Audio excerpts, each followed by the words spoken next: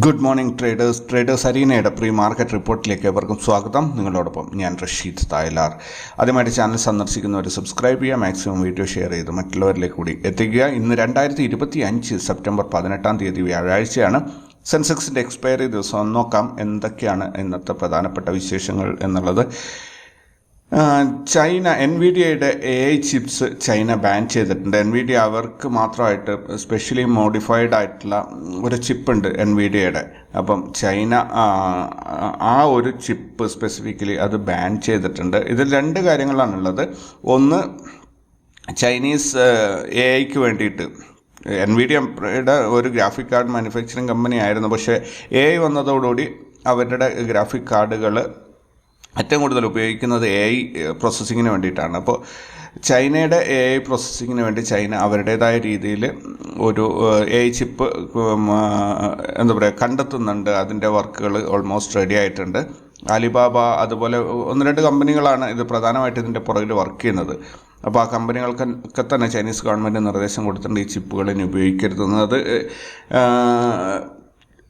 എൻവിഡിയയെ സംബന്ധിച്ചിടത്തോളം ഭയങ്കരമായിട്ട് ഒരു പ്രത്യാഘാതം ഉണ്ടാകും. കാരണം വലിയ ഒരു എക്കണോമിയാണ്. അതായത് ചൈന എന്ന് പറഞ്ഞാൽ വലിയൊരു ഒരു രാജ്യമാണ് അവരുടെ ചിപ്പുകൾ ഉപയോഗിക്കുന്നത്. പക്ഷേ ചൈന അത് ഉപയോഗിക്കുന്നില്ലെങ്കിൽ അവർക്കത് വലിയൊരു അടി തന്നെയായിരിക്കും.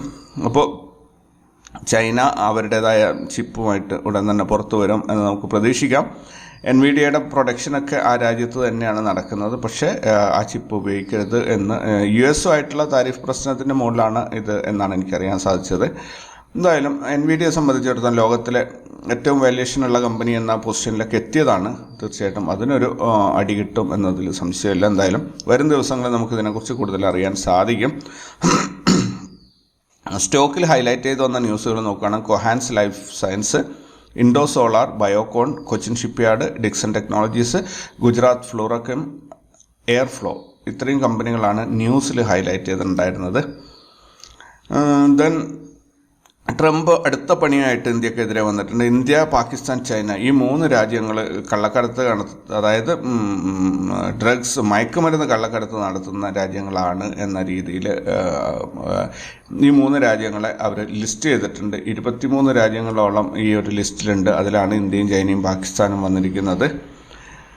വളരെ നെഗറ്റീവായിട്ടുള്ള, അതായത് നുണ പറഞ്ഞ് ആൾക്കാരെ നാണം കെടുത്തുന്ന പരിപാടി, അത്തരം ഒരു പരിപാടിയിലേക്കാണ് പുള്ളിക്കാരൻ പോകുന്നത്. ദെൻ എന്തായാലും പുള്ളിക്കാരനുള്ള പ്രശ്നം ഇന്ത്യ റഷ്യയിൽ നിന്നും ഓയിൽ വാങ്ങുന്നതാണ്. അത് നിർത്തിക്കഴിഞ്ഞാൽ അങ്ങേര് ഇന്ത്യ US ബൈ എന്ന് പറഞ്ഞ് പുള്ളി പിറ്റേന്ന് തന്നെ ഇങ്ങോട്ട് വരും. അത് നിർത്താത്തതാണ് പുള്ളിക്കാരനെ ഇങ്ങനെ ചൊടിപ്പിച്ചുകൊണ്ടിരിക്കുന്നത്. അപ്പോൾ പുള്ളിക്കാരൻ പല രീതിയിലും കുറ്റം പറഞ്ഞ് ഇന്ത്യ ഒരു പ്രതിപട്ടികയിൽ എത്തിക്കാൻ ശ്രമിക്കുകയാണ്. നോക്കാം എന്താണ് സംഭവിക്കുക എന്നുള്ളത്. പക്ഷേ ഇന്ത്യ പ്രോപ്പറായിട്ട് അതിനെ റെസ്പോണ്ട് ചെയ്യുന്നില്ല. അതേ രീതിയിൽ തിരിച്ചടിക്കുന്നില്ല എന്നതുകൊണ്ട് തന്നെ ഈ പ്രശ്നം വഷളാകാതെ മുന്നോട്ട് പോകുന്നുണ്ട് എന്നുള്ളതാണ് സത്യം. US ഫെഡ് റേറ്റ് ആയിരുന്നു ഇതുവരെയുള്ള ഏറ്റവും വലിയ ഡിസ്കഷൻ. അപ്പോൾ ഇന്നലത്തെ ലൈവ് കണ്ടവർക്കറിയാം. ഇന്നലെ ലൈവിൽ വളരെ ക്രിയേറ്റീവായി, വളരെ പെർഫെക്റ്റ് പിൻ പോയിന്റ് ചെയ്ത രീതിയിൽ നമുക്കൊരു സജഷൻ, ബേബി മംഗലത്ത് അദ്ദേഹത്തിൻ്റെ പേരതാണെന്ന് തോന്നുന്നു, അദ്ദേഹം കൃത്യമായിട്ട് പറഞ്ഞിരുന്നു. 0.25% ആണ് കട്ട് വരുന്നതെങ്കിൽ അത് മാർക്കറ്റിൽ എക്സ്പെക്റ്റ് ചെയ്തിട്ടുള്ളതാണ്. അതുകൊണ്ട് മാർക്കറ്റിന് പ്രത്യേകിച്ചൊന്നും സംഭവിക്കാനില്ല. പക്ഷേ 0.5 ആണ് വരുന്നതെങ്കിൽ അത് അൺഎക്സ്പെക്റ്റഡ് ആണ്. തീർച്ചയായിട്ടും മാർക്കറ്റിൽ ഒരു കുതിപ്പുണ്ടാകും എന്ന് പറഞ്ഞിരുന്നു. അതേപോലെ റേറ്റ് കട്ട് ഇല്ലെങ്കിൽ അത് മാർക്കറ്റിന് നെഗറ്റീവായിട്ട് മാർക്കറ്റ് ഇടിയും എന്നും പറഞ്ഞിട്ടുണ്ടായിരുന്നു. അപ്പോൾ നമ്മൾ പ്രതീക്ഷിച്ചതുപോലെ തന്നെ 0.25 BPSൻ്റെ ഒരു കട്ടാണ് വന്നിരിക്കുന്നത്. സോ മാർക്കറ്റിൽ എന്തായാലും അതൊരു പോസിറ്റീവ് വൈബ് ഉണ്ടാക്കും എന്നത് നേരാണ്. അതേപോലെ മറ്റൊരു സംഭവം കൂടി US ഇതിൻ്റെ ഫെഡ് ചെയർമാൻ പറഞ്ഞിട്ടുണ്ട്. അതായത് അദ്ദേഹം പറഞ്ഞൊരു പ്രധാനപ്പെട്ട കാര്യം, ഇതിൽ ഫെഡിൽ പൊളിറ്റിക്സ് അല്ലെങ്കിൽ രാഷ്ട്രീയപരമായ ഇടപെടലുകൾക്കനുസരിച്ച് ഫെഡിൻ്റെ തീരുമാനങ്ങൾ ഒരിക്കലും മാറ്റില്ല. അതിന് രാഷ്ട്രീയത്തിന് വേണ്ടിയിട്ട് നട്ടെല്ല് വളച്ചു കൊടുക്കില്ല എന്ന രീതിയിൽ അദ്ദേഹം പറഞ്ഞിട്ടുണ്ട്. രണ്ടാമത്തേത് പറഞ്ഞ ഒരു കാര്യം, 2025 തന്നെ 2 പ്രാവശ്യം റേറ്റ് കട്ട് ചെയ്യാൻ സാധ്യതയുണ്ട് എന്ന്. ഇങ്ങനെ 2 വാർത്തകൾ വളരെ ഇമ്പോർട്ടൻ്റ് ആണ്. അപ്പോൾ അത് പ്രതീക്ഷിക്കാം നമുക്ക് ഈ വർഷം.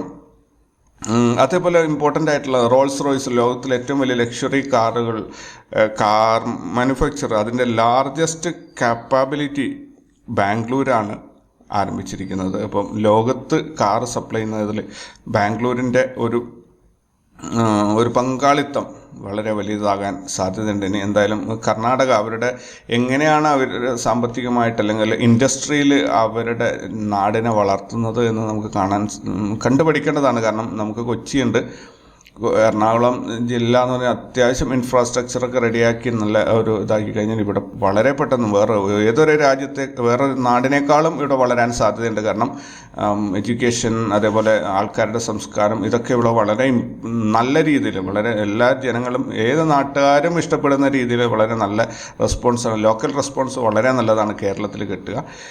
പക്ഷെ ഇവിടെയുള്ളത് സമരങ്ങളും അതേപോലെ സൗകര്യങ്ങളില്ലാത്തതുമാണ് ഒരു വലിയ പ്രശ്നമായിട്ട് എനിക്ക് തോന്നിയത്. എന്തായാലും ഞാനതിൽ എക്സ്പേർട്ടൊന്നുമല്ല, എങ്കിൽ കൂടി എൻ്റെ അഭിപ്രായം പറഞ്ഞു എന്നേ ഉള്ളൂ. അതേപോലെ ബെൻസോ എൻ്റർപ്രൈസസിൻ്റെ ഒരു ഭാഗമാകാൻ ഞാൻ നിങ്ങളെ ക്ഷണിക്കുകയാണ്. അതിൽ 7909140135 എന്ന നമ്പറിലേക്ക് ഒന്ന് മെസ്സേജ് അയച്ചു കഴിഞ്ഞാൽ നിങ്ങൾക്ക് ഇതിൻ്റെ ഒരു ഭാഗമാകാം. കൊച്ചിയിൽ എറണാകുളത്താണ് ഈ ഒരു പരിപാടി ഉള്ളത്, സ്ഥാപനം ഉള്ളത്.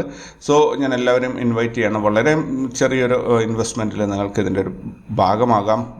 ഇത് ഒരു ലാർജ് ആയിട്ടുള്ള ഗ്രൂപ്പ് ഓഫ് ബിസിനസ്സിൻ്റെ ഒരു തുടക്കമാണ്, ഫൗണ്ടേഷൻ ഇട്ടിരിക്കുകയാണ്. ഇനി അതിനെ മുകളിലോട്ട് പൊക്കിക്കൊണ്ടുവരണം. തീർച്ചയായിട്ടും നമുക്കത് സാധിക്കും. കാരണം ഒത്തിരി പേരാണ് പോസിറ്റീവായിട്ടുള്ള ഒരു റെസ്പോൺസായിട്ട് കൂടെ നിൽക്കുന്നത്. കട്ടക്ക് നിൽക്കുന്നത് കൊണ്ടാണ് എനിക്കിങ്ങനെ പറയാൻ സാധിക്കുന്നത്. ആരും തന്നെ സപ്പോർട്ട് നിൽക്കുന്നില്ലെങ്കിൽ ഒരിക്കലും എനിക്കിങ്ങനെ ഒരു സംഭവം തുടങ്ങുന്നുണ്ട് എന്ന് പോലും പറയാൻ സാധിക്കില്ല. അതേപോലെ ഞങ്ങളുടെ ടെലിഗ്രാം ഗ്രൂപ്പിൽ ജോയിൻ ചെയ്യാനുള്ള ലിങ്കുകൾ ഡിസ്ക്രിപ്ഷനിൽ കൊടുത്തിട്ടുണ്ട്. ഇനി നമുക്ക് ഗ്ലോബൽ മാർക്കറ്റിലേക്ക് പോകുകയാണെങ്കിൽ US മാർക്കറ്റ് മിക്സ്ഡ് ആയിട്ടുള്ള റെസ്പോൺസാണ് കാണുന്നത്. യൂറോപ്യൻ മാർക്കറ്റ് മിക്സ്ഡ് ആണ്. ഏഷ്യൻ മാർക്കറ്റ് ക്ലിയർലി ഗ്രീനിലാണ് കഴിഞ്ഞ ട്രേഡിംഗ് ഡേയിൽ അവസാനിച്ചത്. ഗിഫ്റ്റ് നിഫ്റ്റി നമുക്ക് ട്രേഡിംഗ് വ്യൂവിൽ ഡയറക്റ്റ് നോക്കാം. ഗിഫ്റ്റ് നിഫ്റ്റി ഇന്നലെ എന്താ പറയുക, ഈ ഫെഡിൻ്റെ തീരുമാനങ്ങളായിട്ടുള്ള കൺഫ്യൂഷൻ്റെ മുകളിൽ മാർക്കറ്റ് ശരിക്കും കയറിപ്പോയിരുന്നു. 25,564 വരെ കയറിപ്പോയിരുന്നു. എന്നിട്ട് 423 ക്ലോസ് ചെയ്തത്. ദെൻ ഇന്ന് ഓപ്പൺ ആയിരിക്കുന്നത് 25,476 ഏകദേശം 53 പോയിൻറ്റിൻ്റെ ഒരു ഗ്യാപ്പ് അപ്പ് ഓപ്പണിംഗ് ആണ് ഗിഫ്റ്റ് നിഫ്റ്റിയിൽ വന്നത്. ഗ്യാപ്പ് അപ്പ് ഓപ്പണിംഗ് മാത്രമല്ല, മാർക്കറ്റ് അവിടുന്ന് ഫർദർ ഒരു 25 പോയിൻറ്റോളം മുകളിലോട്ട് വീണ്ടും കയറിപ്പോയിട്ടുണ്ട്. സോ നമുക്ക് എന്തായാലും നല്ലൊരു മാർക്കറ്റിലൊരു മൂവ്മെൻറ്റ് പ്രതീക്ഷിക്കാം. ദെൻ ഇവിടെ ഗിഫ്റ്റ് നിഫ്റ്റിയുടെ കാര്യങ്ങൾ പറഞ്ഞ ഉടനെ തന്നെ കുറേ പേര് 2-3 പേര് സ്ഥിരമായിട്ട് കമൻറ്റ് പറയുന്നുണ്ട്. ഒന്നുകിൽ ഗിഫ്റ്റ് നിഫ്റ്റിയുടെ വാല്യൂ തെറ്റാണെന്ന് പറയും, അല്ലെങ്കിൽ ഗിഫ്റ്റ് നിഫ്റ്റി അനലൈസ് ചെയ്ത് തെറ്റാണെന്ന് പറയും. അപ്പോൾ എന്താണ് പ്രശ്നം എന്ന് ചോദിച്ചു കഴിഞ്ഞാൽ, അല്ലെങ്കിൽ അവർ പേഴ്സണലി കോൺടാക്ട് ചെയ്യാൻ ശ്രമിച്ചു കഴിഞ്ഞാൽ അവരാരും തന്നെ റെസ്പോണ്ട് ചെയ്യാറില്ല. എന്തായാലും ഞാൻ ഈ പറയുന്നതിൽ ഈ വാല്യൂസിലുള്ള ഡിഫറൻസ് എനിക്ക് മനസ്സിലായത് മുതൽ ഞാൻ ചാർട്ട് എടുത്താണ് പറയുന്നത്. ഞാൻ ഈ പറയുന്ന വാല്യൂസ്, അതായത് മാർക്കറ്റ് ഓപ്പൺ ആയിട്ട് മുകളിലോട്ട് പോയി എന്നാണ് ഞാനിവിടെ പറഞ്ഞിരിക്കുന്നത്. അത് നിങ്ങൾക്ക് ഇഷ്ടപ്പെട്ടിട്ടില്ലെങ്കിൽ എന്താണ് അതിൻ്റെ കാരണം എന്ന് വ്യക്തമായിട്ട് എനിക്കൊന്ന് കമൻറ്റ് ചെയ്ത് തരിക. അപ്പോൾ ഞാൻ ആകെ ഈ ഗിഫ്റ്റ് നിഫ്റ്റിയെക്കുറിച്ച് പറയുന്ന 2 കാര്യങ്ങളാണ് ഓപ്പൺ ആയത്, അതിനുശേഷം മാർക്കറ്റ് എങ്ങോട്ട് പോയി എന്നുള്ളതാണ്. അപ്പോൾ അതിൽ നിങ്ങളുടെ പരാതി വ്യക്തമായിട്ട് എനിക്കൊന്ന് കമൻറ്റ് ചെയ്യുകയാണെങ്കിൽ തീർച്ചയായിട്ടും ഞാനും അത് പഠിക്കാൻ ശ്രമിക്കുന്നതാണ്. ദെൻ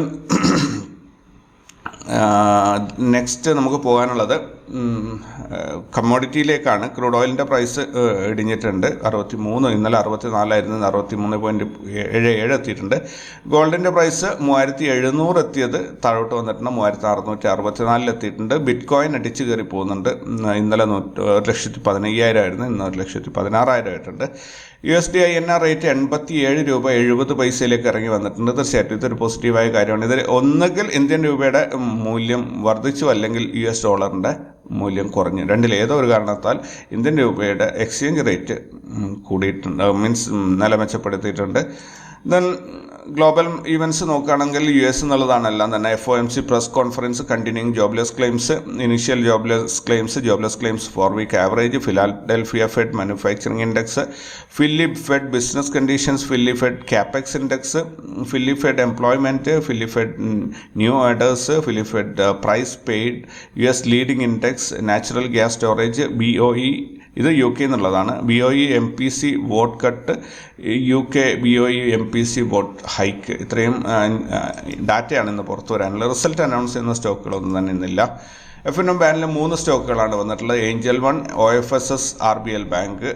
ദെൻ ഇൻസ്റ്റിറ്റ്യൂഷണൽ ആക്ടിവിറ്റീസ് നോക്കുകയാണെങ്കിൽ ഫോറിൻ ഇൻസ്റ്റിറ്റ്യൂഷൻസ് 1124 കോടിയുടെ സെല്ലിംഗ് ആണ് ചെയ്തത്. ഡൊമസ്റ്റിക് ഇൻസ്റ്റിറ്റ്യൂഷൻസ് 2293 കോടിയുടെ ബൈയിങ് ആണ് ചെയ്തത്. മൊത്തത്തിൽ 1168 കോടി രൂപ ഇന്ത്യൻ മാർക്കറ്റിലേക്ക് എത്തിയതായിട്ടാണ് കാണുന്നത്. സെക്ടറൽ പെർഫോമൻസിലേക്ക് വരികയാണെങ്കിൽ FMCG, മെറ്റൽ, ഫാർമ ഇത്രയും സെക്ടറുകൾ റെഡിലാണ് ക്ലോസ് ചെയ്തത്, ബാക്കിയെല്ലാം ഗ്രീനിലാണ്. ഇനി ETF വരികയാണെങ്കിൽ ഫാർമ ബീസ്, ഗോൾഡ് ബീസും റെഡിലാണ് ക്ലോസ് ചെയ്തത്, ബാക്കിയെല്ലാം നെഗറ്റീവിലാണ്. ബയേഴ്സ് മാത്രം ആക്റ്റീവായ സ്റ്റോക്കുകൾ നോക്കുകയാണെങ്കിൽ TRF, brand concepts, IRM energy, super house, പ്രോൺസ് realty, premier explo, veto switch ഇത്രയും സ്റ്റോക്കുകൾ ബയേഴ്സ് മാത്രം ആക്റ്റീവായിട്ടുണ്ടായിരുന്നതാണ്. ഇനി സെല്ലേഴ്സ് മാത്രം ആക്റ്റീവായ സ്റ്റോക്കുകൾ നോക്കുകയാണെങ്കിൽ Mangal electric, Zodiac clothing, Nagarika export, Ducon infratech, Shrirama news, Bharat seeds, Shri Pushkar ഇത്രയും സ്റ്റോക്കുകൾ സെല്ലേഴ്സ് മാത്രം ആക്റ്റീവായിട്ടുണ്ടായിരുന്നതാണ്. നിഫ്റ്റിയുടെ കഴിഞ്ഞ ദിവസത്തെ പെർഫോമൻസ് നോക്കുകയാണെങ്കിൽ നിഫ്റ്റി 53 പോയിന്റ് മുന്നേറ്റത്തിൽ 25,330 ക്ലോസ് ചെയ്തു. ഈ ആഴ്ച നിഫ്റ്റിക്ക് 211 പോയിന്റിൻ്റെ മുന്നേറ്റം ഉണ്ടായി. അതേപോലെ ഈ മാസത്തിൽ 897 പോയിന്റിൻ്റെ ഒരു മുന്നേറ്റത്തിലാണ് നിഫ്റ്റി നിൽക്കുന്നത്. എന്തായാലും ഈ മാസം നിഫ്റ്റി നല്ല രീതിയിലൊരു പോസിറ്റീവിൽ ക്ലോസ് ചെയ്യും എന്ന് തന്നെയാണ് ഞാൻ പ്രതീക്ഷിക്കുന്നത്. കാരണം ഇന്നും മാർക്കറ്റ് അത്യാവശ്യം മൂവ് ചെയ്യാനുള്ള ഒരു സാധ്യത കാണുന്നുണ്ട്. ദെൻ മറ്റ് ഇൻഡെക്സുകൾ നോക്കുകയാണെങ്കിൽ മിഡ് ക്യാപ്പ് ഒഴികെ ബാക്കിയെല്ലാം തന്നെ പോസിറ്റീവിലാണ് ക്ലോസ് ചെയ്തത്. ഇന്നത്തേക്കുള്ള ഡാറ്റ നോക്കുകയാണെങ്കിൽ PCR വന്നിരിക്കുന്നത് 1.16 ആണ്, ക്ലിയർലി ബുള്ളിഷ് മോഡാണ് സൂചിപ്പിക്കുന്നത്. ഹയസ്റ്റ് കോൾ റേറ്റിംഗ് ഉള്ളത് 26,000-ൽ 1,15,000 ആണ്. ഹയസ്റ്റ് പുട്ട് റേറ്റിംഗ് വന്നിട്ട് 25,200-ൽ 1,02,000 ആണ്. ദെൻ വിക്സ് വന്നിരിക്കുന്നത് 10.25 ആണ്. സ്പോട്ട് പ്രൈസ് ക്ലോസ് ചെയ്തിരിക്കുന്നത് 25,330-ലാണ്. CPR നോക്കുകയാണെങ്കിൽ 25,324, 317, 311 ഏകദേശം 13 പോയിന്റിൻ്റെ ഒരു ഗ്യാപ്പിലുള്ള CPR ആണ് വന്നിട്ടുള്ളത്. അധികം വൈഡ് അല്ല, എന്നാൽ നാരോ അല്ല, ആ രീതിയിൽ ഒരു മികച്ച മൂവ്മെൻറ്റ് സൂചിപ്പിക്കുന്നുണ്ട് എന്തായാലും. അതേപോലെ റാസ് ലെവൽസിൻ്റെ നോട്ട് റേറ്റ് സോണിലേക്ക് വരികയാണെങ്കിൽ 25,311, 303 8 പോയിന്റ് ഗ്യാപ്പിലാണ് നോട്ട് റേറ്റ് സോൺ വന്നിട്ടുള്ളത്. ഇനി ആക്ച്വൽ നോട്ട് റേറ്റ് സോൺ നോക്കുകയാണെങ്കിൽ 25,324 ബ്രേക്ക് ഔട്ട് ലൈനായിട്ടും 25,303 ബ്രേക്ക് ഡൗൺ ലെവലായിട്ടും നമ്മൾ കണക്കൂട്ടണം. അപ്പോൾ ഏകദേശം 21 പോയിന്റിൻ്റെ ഒരു നോട്ട് റേറ്റ് സോണാണ് നമുക്ക് കിട്ടിയിരിക്കുന്നത്. നാരോ ആണ്, നല്ല ഹെവി മൂവ്മെൻറ്റിനുള്ള എല്ലാ സാധ്യതകളും നമ്മുടെ മുന്നിലുണ്ട്. പ്രത്യേകിച്ച് ഫെഡിൻ്റെ ന്യൂസ് വന്നതുകൊണ്ട് തന്നെ ചെറിയൊരു പുഷ് കിട്ടാൻ സാധ്യതയുണ്ട്. ഇനി 25,324 കട്ട് ചെയ്ത് മുകളിലോട്ട് പോകുകയാണെങ്കിൽ 464 വരെയും പോകാനുള്ള സാധ്യതയുണ്ട്. അപ്പോൾ ഏകദേശം 140 പോയിന്റിൻ്റെ മുകളിലോട്ടുള്ള യാത്രക്ക് സാധ്യതയുണ്ട്. ഇനി അതെല്ലാം 303 കട്ട് ചെയ്ത് താഴോട്ട് വരികയാണെങ്കിൽ 196 വരെയും 107 പോയിന്റിൻ്റെ ഒരു താഴോട്ടുള്ള മൂവ്മെൻറ്റിനും സാധ്യതയുണ്ട്. രണ്ടിൽ ഏതും സംഭവിക്കാം. എന്തായാലും വൈകുന്നേരം നമ്മൾ ലൈവ് ഇരിക്കുന്നുണ്ട്. ഏകദേശം 9 മണിക്കാണ് സ്റ്റാർട്ടാവുന്നത്. അപ്പോൾ നിങ്ങളുടെ എല്ലാവരുടെയും പങ്കാളിത്തം ഉണ്ടാവണം. തീർച്ചയായിട്ടും ഇന്നലെ അത്യാവശ്യം നല്ല രീതിയിൽ ആൾക്കാർ വന്നിരുന്നു കേട്ടോ. 15-20 പേരൊക്കെ ഒറ്റ ടൈം ലൈവിൽ ഞാൻ കണ്ടിരുന്നു. അതേപോലെ നിങ്ങൾക്ക് ആ ലൈവിൽ ഏതെങ്കിലും രീതിയിൽ പങ്കാളിത്തം ഉറപ്പാക്കാൻ പങ്കാളിത്തം മീൻസ് നിങ്ങൾക്ക് പാർട്ടിസിപ്പേറ്റ് ചെയ്യാൻ പറ്റും. You are most welcome. എന്നെ ഒന്ന് വാട്സപ്പിൽ കോൺടാക്ട് ചെയ്താൽ മതി. ദിവസവും ഒരു ഗസ്റ്റിനെ അതിനകത്ത് ഇൻക്ലൂഡ് ചെയ്യണം എന്നെനിക്ക് ആഗ്രഹമുണ്ട്. സോ അതിൻ്റെ ലൈവ് തുടങ്ങുന്നതിൻ്റെ 1.5 മണിക്കൂർ മുൻപേ നമുക്ക് കോള് റെക്കോർഡ് ചെയ്യാം, വീഡിയോ കോള് റെക്കോർഡ് ചെയ്യാൻ പറ്റും. ദെൻ ലൈവ് പോകുന്നതിൻ്റെ ഇടയിൽ അത് നമുക്ക് മറ്റുള്ളവർക്കായി ഷെയർ ചെയ്യാം. ഇത് കാരണം ലൈവിലൊക്കെ സംസാരിച്ച് പരിചയമില്ലാത്ത ആൾക്കാർക്ക് ചിലപ്പോൾ ടങ് സ്ലിപ്പ് വരും. എന്തെങ്കിലും അബദ്ധം പറഞ്ഞു പോകുന്നത് ഒഴിവാക്കാൻ വേണ്ടിയിട്ട് നേരത്തെ റെക്കോർഡ് ചെയ്യുന്നത് നല്ലൊരു തീരുമാനമായിരിക്കും. അങ്ങനെ ഉണ്ടെങ്കിൽ അതിൽ അനാവശ്യ പോർഷൻസ് കട്ട് ചെയ്ത് ഒഴിവാക്കാൻ പറ്റും. ഓൾറൈറ്റ്, അപ്പോൾ എന്തായാലും നിങ്ങളുടെ സഹകരണം ഉറപ്പാക്കുക. ബെൻസോ എൻ്റർപ്രൈസസിലേക്ക് ഞാൻ വീണ്ടും നിങ്ങളെ ക്ഷണിക്കുകയാണ്. അതുപോലെ നേരിട്ട് ഇവിടെ ട്രേഡിംഗ് പഠിക്കാൻ വരാൻ ആഗ്രഹിക്കുന്നവർക്ക് you are most welcome. Ernakulam Nettoor എന്ന സ്ഥലത്താണ് ഓഫീസുള്ള ഫ്ലാറ്റാണ് എടുത്തിരിക്കുന്നത്. എല്ലാവർക്കും സ്വാഗതം. അപ്പം കൂടുതൽ വാർത്തകളും വിശേഷങ്ങളൊക്കെ ആയിട്ട് നമുക്ക് വീണ്ടും കാണാം. അതുവരേക്കും take care and bye. Thank U.